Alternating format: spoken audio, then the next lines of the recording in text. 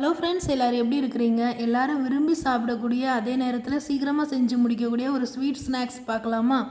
1 class கோதுமை மாவு, 1 class மைதா மாவு, இல்லைனா 3/4 கிளாஸ் போட்டுக்கோங்க. 1/2 கிளாஸ் ரவை, இந்த 3 ஒரு மிக்ஸி ஜாரில் சேர்த்துக்கோங்க. 3 வாழைப்பழம் சேர்த்துருக்கேன்.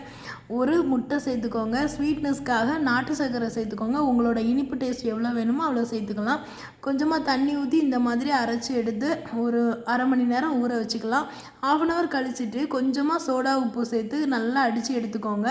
ரொம்ப திக்காகவும் இருக்கக்கூடாது மாவு, ரொம்ப தண்ணியாகவும் இருக்க வேணாம். இப்போது பணியாரக்கல்லில் நல்லா நெய் ஸ்ப்ரெட் பண்ணிக்கோங்க.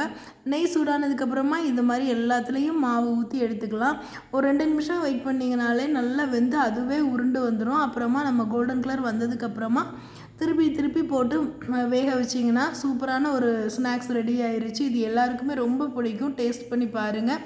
கண்டிப்பாக இந்த ரெசிபி உங்களுக்கு பிடிக்கும்னு நம்புகிறேன். செஞ்சு பாருங்கள். தேங்க்யூ.